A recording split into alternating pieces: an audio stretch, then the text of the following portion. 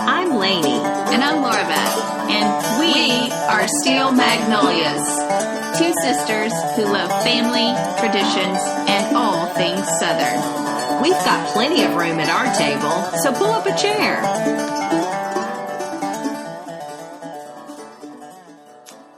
Hey, Lainey. Hi, Laura Beth. Boy, this is probably going to be my best birthday ever. Oh, It is. We have a special guest with us today. Miss Fannie Flagg is with us, and I want to just even mention almost the divine certainty of this, because we were asked this summer. There was a magazine article that was interviewing us, and they said, if you could interview anybody, who would it be?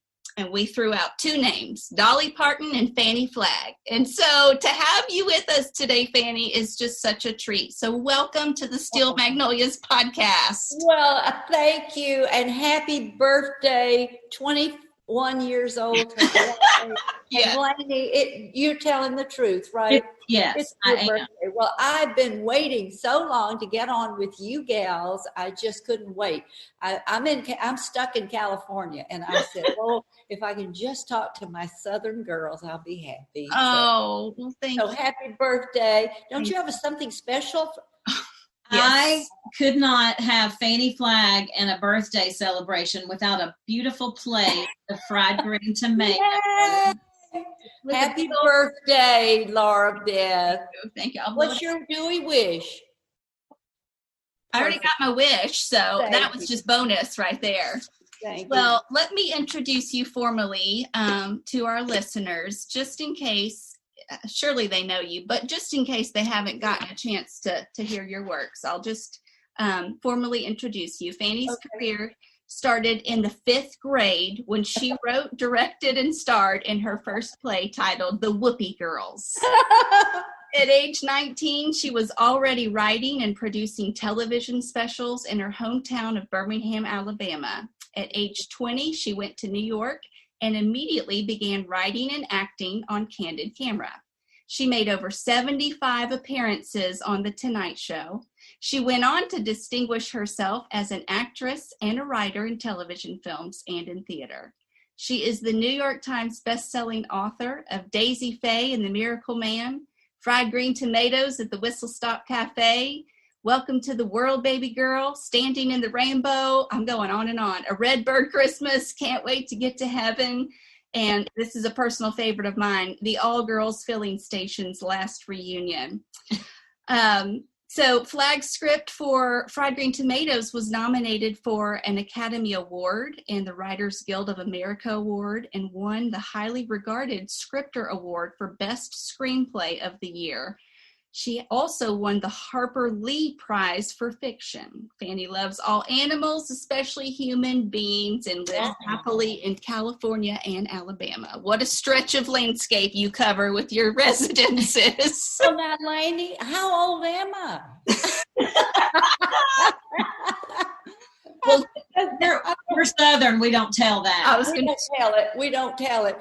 And you know, every time I hear that, I barely got out of high school. I am dyslexic. I can't spell. If you told me to diagram a sentence with a gun to my head, I couldn't do it. How I wrote all those books, I don't know. It's just a miracle. Well, that is amazing. I was curious about that because I have read that about you. So did you have somebody encouraging you along the way, or how did you really navigate that piece of your writing? Well, you know, I would write something down. And, when I first started, I would write something down and I'd memorize it. Yeah. And I'd do these little sketches. And then I would write it out, but I would always memorize it. But then later on, as you start writing books, you get editors. Yes. And they help you. As a matter of fact, the first book, the Daisy Fay book, started out as a short story. I'll tell you this story. It's a true story. I came to Santa Barbara, California, and they had a Santa Barbara's Writers Conference, and I saw that Eudora Welty, the great Mississippi writer, was going to be there.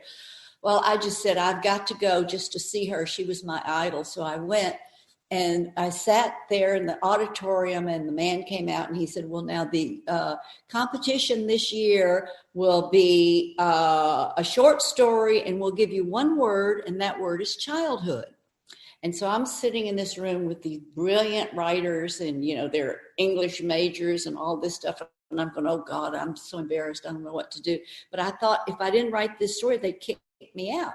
So I thought, how can I do this without embarrassing myself? So I got a piece of like a little child's notebook. So I wrote this story as a little 6th grade person would write it.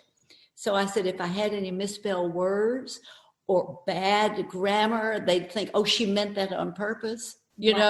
So I did that little story called Daisy Fay and the Miracle Man.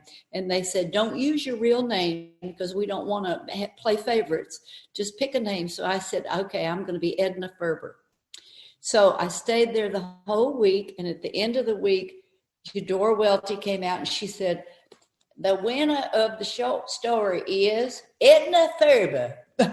Wow. And so I felt so happy, but I felt embarrassed because I thought, I cheated because they actually think that that I can write, Yeah. So anyhow, I went to New York, and this editor called me, and he had lunch with me, and he said, we'd like for you to take your short story and write an entire novel. Mm. And I just burst into tears, and I said, I'm so sorry, I can't. I don't know how to spell. And he looked at me and he said, well, why do you think we have editors? You don't have to spell. He said, most writers can't spell. So that started it. Isn't that amazing? Wow. Yeah. That is absolutely amazing. And how encouraging to anyone listening that if they are facing anything where they feel like it's a hiccup to them actually getting their story out, there's teams of people that can always come along. They always help you. And everybody also said, they said, oh, well, now that you have spell check, that's going to be a huge help. And I said, if I could spell the first 3 letters, yes, but it's not because it just takes too long. So I can't fool with it. But it's true. And I think, they always say you take something that seems like it's not good and it turns into something good. Because I had such trouble in school, I had to listen very carefully. Yes. And I think that if anything that I really, in the books that I really can do is dialogue, because I hear people, love to hear how people say things and talk. And so that has helped me too. So it can work both ways, things that look bad are meant for good. Well, now that's interesting because when I think about good dialogue, there is some great dialogue in the South. Yes. Oh, the best. No wonder you like to write about small towns in the South. I do. I love the way Southerners express themselves. They're just, the difference is night and day. It's like we're from a different country. When I was living in New York working on Candid Camera, if I'd hear a Southern accent, I'd just run over. Where are you from? They'd say Alabama, Georgia, Mississippi. We just hug and we talk, and it's just been a blessing. And it's true the way that people use the language. I remember one time I had a massage, and I think I was down in Birmingham or something, and the woman was bringing me one of those robes that you put on like a terry cloth robe, and it was kind of worn. And she looked at it and she said, oh my, she said, this robe is as thin as a bee's wing. And I thought, oh, okay, only Southerners would think that. True. Yes. Isn't it true? But it helped you relax, I bet, a whole lot. Yeah. You were ready for your massage then. Exactly, yeah. Believe it or not. Huh? I said, believe it or not, we have a lot of listeners in California. You would think talking about Southern culture, it would be mostly Southerners. It is not. We have listeners all over the country and many in California. A lot, yes. Yeah. A lot of Californians have come here for business and things. So, there are some here. I've got friends that are from Georgia, Alabama, whatever, here in California. Okay. Well, I was wondering, since you spend a lot of your time there, what do you miss about the South when you're in California? The people. Yeah. The food. They have this California cuisine which means one green bean that's not cooked. All of the stuff. No, I miss the food. I miss the people. I miss the humor. Yeah. The sweetness and the friendliness. And that's kind of why I write about the South, because I think that people that have never been there don't understand how really lovely people are, and they just don't get it. And it's like you go into a store and you feel they make you feel so welcome. Anywhere you go, they say, "Hi, how are you doing, hon? What you gonna have today?" And this and that, and they care, and that's what I miss. I'll tell you what I don't miss. I don't miss mosquitoes. Oh, Lord have mercy. They bite me. But other than that. Well, I got this interview is a gift, but I also got a big gift from my husband this week, who got me a screened-in porch. So speaking of mosquitoes, that's how badly I've been wanting something. It's not big porch, but it's just enough for me to kick my feet up without getting bit. There's nothing better than a screened-in porch. Yeah. It's just lovely. Sit out at night. Oh, it's freezing in California at night. You can't. When the sun goes down, it's cold. So I miss those long. That's a good one. I miss those southern evenings where you sit out on the porch and you hear the katydids and the this and the bird. Oh, that's so lovely. Yeah. Yes. Well, we want to make sure, and the real reason we got together is because we want to talk about your latest book. Oh, we just got. It came this morning. I cannot wait. The Wonder Boy of Whistle Stop, and this is a sequel to your bestseller, Fried Green Tomatoes. It's going to be available everywhere this week. October 27th is tomorrow. The date. Yes. So, Fannie, tell us about this sequel. My goodness, a long way to. Do you remember in the movie? Do you remember the little boy that Ruth's son? He lost his arm. Yeah. And this is sort of a revisitation. Is what happened to him, what happened, and the book starts where it's in 1940. And she's riding the train, and the little boy is running along the railroad track. It's on the cover, waving at the train, and she waves back. And then she turns to her husband and she said, "Honey, I think that little boy had an arm missing." Mm-hmm. And he says, "Huh?" And she says, "Yeah, I wonder what happened." He said, "Well, something did." And so every time she'd go through that little town again, she'd say, "I wonder what happened to that little boy that had the one arm." So the book is about whatever happened to that little boy. Okay. So we see him now as a grown man, and he has a daughter. And the daughter somehow, and I can't tell you how because I'll give away the plot, meets Evelyn Couch, and they get together. And they go back to the Whistle Stop Cafe, and it's all closed down. The whole town is gone. But they get together, and something magical happens. And I'm not supposed to say what, but. Okay. That's intriguing, all right. Well, what I would love to know is how long have you been thinking this was the sequel? Because Fried Green Tomatoes, it's been about 30 plus years. Mm-hmm. So that's quite the time gap. So I just kind of wondered, has this been in your head for a long time? No, I wish it had been. I just thought, well, look, that movie, you couldn't do better. It was terrific. Why even bother?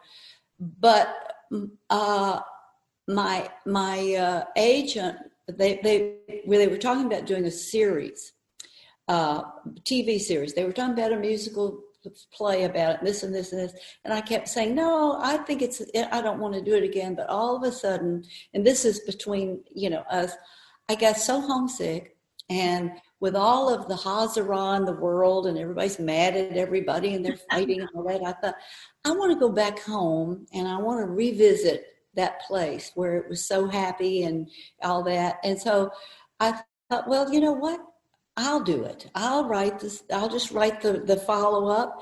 And I didn't know how it was going to end. I never do. So I thought, well, I'll just try it. And that's how it came about, really. And it was kind of me wanting to get back home, And, you know, I haven't been able to go anywhere. Yeah. I can't travel. I thought I was going to get to come back because when I have a book come out, I always go to Alabama first, then I go to Nashville and Atlanta and all that, and that's where I go. And I'm not able to go home this time, but you know, seeing you gals, it's like a visit. Yay! Well, you love the theme, even I would say, of going home. It's in other books that you've written. So when you say going home, what does that mean to you? Like, what sort of sentiments is that bringing up? Oh, I think going back to a time where you felt safe and secure, and it was a different time. I was raised in the late 40s and 50s, and that was a wonderful time. I wouldn't take anything for being the age I am, because everybody seemed to get along and pull together, and the country was more together, and it was just a different time. And I think when things get in turmoil, you always want to go back to that time where you were the happiest. And the original book was based on that, because I had lost both my parents. I'm an only child, and I lost both my parents. And I was in New York doing a show, and after the show was over, I came back home. And I don't know if you've ever been through this, but I was sort of wanting to somehow get in touch with them and comfort myself. And I started driving around places that I used to live, and I drove out to the little cafe that my aunt owned and that the book was based on. And I was eating the foods I ate as a child, and I realized I was trying to get back that feeling of when I was, you know, younger. And I realized that I wanted to bring them all back to life and tell the story of that little cafe. And so it is a way of, I think, wanting to comfort ourselves. And you know, and people always say, you know, that writers never get over their childhood. And I think that's, my childhood, of course, is the South. And I just, that's what my home is the South and the stories of the South. Yeah. Well, that's honoring to your family members too. I mean, not that any of us are perfect, but making characters out of them in books is very honoring. Yeah, thank you. Well, see, now this is the cookbook about the whistle stop, but I was going to show you that the actual person that I was writing about wasn't my real aunt. Her name was Bess Fortenberry. Here's a picture of her. Can you see that? Oh, sweet. Wow. She's a cat. And she was so funny and so sweet. And, you know, I just loved going out there to see just that cafe when I was little, because I was raised in an apartment in Birmingham, big city. It was a big city then, big industrial sort of, And so I lived in an apartment as an only child. And so my mother would take me in the car, and we'd drive outside of Birmingham to this little cafe. And it was a little small town, and I just always longed to have, you know, been in that little small town. And everybody seemed so happy, and the community was so good. And I think that's what people are missing, is the community, the feeling of everybody knows you. Yeah. And, you know, they know your family, they know, and you've got community. And people. They know your people. They know who your people are. Yes. Sometimes that's not good. But you know, it's wanting to belong, and now they're finding out that people that have that kind of community are living longer. Mm-hmm. That's a fact, and so it's not only, you know, we miss it, it's healthy. So we have to form new communities. And I have no brothers and sisters, as I've said, and my community are friends now, so we can pick them. Yeah. That makes real good people. Yeah, well, you got a darling sisters. Yeah, see, y'all are lucky. Yeah. Well, we'll get just maybe one or two questions more. Yeah. I would love to know who are some of your favorite Southern authors? Well, my first one that I just loved was Eudora Welty, who I got, as you know, got to meet. I just loved her. And of course, Harper Lee, Truman Capote, Tennessee Williams, all. Did you get to meet all of them? No, I met Harper Lee. Okay. I met Eudora Welty. I did not meet Tennessee. I met Tennessee. I saw Tennessee Williams in a room. I did not meet him, but I saw him, but that was wonderful. And I never met Truman Capote. But all of the great Southern writers, I just, because I relate to what they're saying. Sure. Who are your favorites? Who do you like, Lainey? Oh, gosh. Well, I mean, Harper Lee's iconic, for all of us, not even Southerners. Yeah. Yeah, gosh, it's hard to even say. It's hard. They're all, my mind is going, Flannery O'Connor. Yes. A good man is hard to find. If she was there you go. There she goes. Oh, and here's a good story. When I was trying to make a living writing and I gave up everything else, I moved down to this little town in Alabama called Magnolia Springs, Alabama. And on that one street, Winston Groom lived down the street from me, and Mark Childress, who wrote Crazy in Alabama. So there were three Southern writers in this little town. That's awesome. That's hilarious. That sounds like a name from a Hallmark movie, too. Yeah. And actually, I wrote a book about that little town. It's called Redbird Christmas. And it was about that little town of Magnolia Springs. And it's the only town, I think, in America now that they have their mail brought by boat. It was fascinating. Oh, my goodness. Yeah. It's right outside of Fairhope. It's right outside of Mobile and Fairhope. Yes, charming. I haven't been to Fairhope, but that's on my list. That's on our list. Good. It's you love it. It's really nice. Yeah.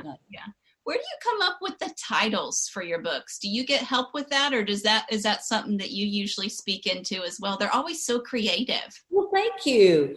It's just accidents. People will say, well, why don't you call it that? Or why don't you do this, Standing in the Rainbow was a book that I wrote, and a friend of mine told me about a story that she and her two children were driving down a highway, and she said the actual rainbow was right in front of her, and she stopped the car in the middle of the rainbow and got out, and they were standing in the rainbow. And the book was about growing up in the 50s, and so I thought, well, I'll name that Standing in the Rainbow. Wow. The fried green tomatoes at the Whistle Stop Cafe, of course, was from the old lady saying, oh, I wish I'm at this nursing home, but I wish I was over at the cafe having a plate of fried green tomatoes. And just different things. Like this one was the little boy. I wanted to say, about who he was, the Wonder Boy of Whistle Stop, and how he got the name Wonder is that he was very curious, and he was always, I wonder why cats have whiskers, or I wonder why. So that's how he got that name. That is precious. Wow. Thank you. Well, in a year where we have all faced much isolation, this book is a breath of fresh air. I cannot wait to dive in. I can't wait for other people to get their hands on it. I want to encourage our listeners, if you are near an independent bookstore, like if you're in Nashville, maybe go over to Parnassus Books. Yeah. Seek out maybe an independent store. A lot of them are still doing like a curbside pickup if you don't want to run in yourself. So we do want to encourage everybody, if you have an independent small business selling books, check with them first. Yeah. So we're going to fight over this copy on who's going to read it first. Okay. Well, I'm hoping that it will, with all of the upset and everything, I'm hoping that this book, what I wanted it to do was to remind people that there's good people out there. There's lovely things going on that we don't get much press, but there's still ordinary people are still out there living a happy life. And that's right. And I keep saying we need each other. We need each other. We do. And I wanted to show the best in human nature, not the worst. I can't look at television. Everything is about how bad people are. And that's not my experience. I think people are great. I do too. Yeah. I may be insane, but oh well, I'm happy. We agree. We're so thankful for you getting to pen a novel. We thought the last one, you tricked us. We thought the last one was your last 4 years ago. And then you pulled a fast one on us. But hey. I know it. I can't. Something's the matter with me. Stop me before I hurt myself. Well, it feels very full circle, a very full circle moment and novel for you to come back to. So thank you. On behalf of all your fans, thank you for putting the sequel out there. I love my readers. They're the best in the whole world. They're the nicest people in the whole world. People say, do you like to go out on book tours? I say, I can't wait. They're not, my readers are so sweet and so nice, just like you gals, and happy birthday. And what are you going to do for her tonight? Anything fun? Well, tonight she's just having a meal with her husband. Okay. Watch the baby. But we went and did a fun class learning how to make cocktails together. It was really fun. It was really, and we didn't have to do any of the cleanup. They had everything all chopped for us. It was like a cooking class, but with cocktails. So that's the best. That's the best. Good. Well, we will let you sign off with us. So, Lainey, you want to do it for us? Peace be with you, Fannie. And y'all too. Thank you. Thank you. Thank you, gals. Have a great day. I hope you do. Thank you. Thank you so much. All right. You take care. I will. Bye.